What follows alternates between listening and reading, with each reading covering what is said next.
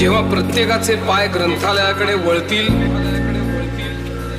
तेव्हा भारताला महासत्ता होण्यापासून कोणीच रोखू शकणार नाही। सन 1892 साली भीमराव जन्मले, दलित जनांचे भाग्य उजळले, कैवारी लाभले।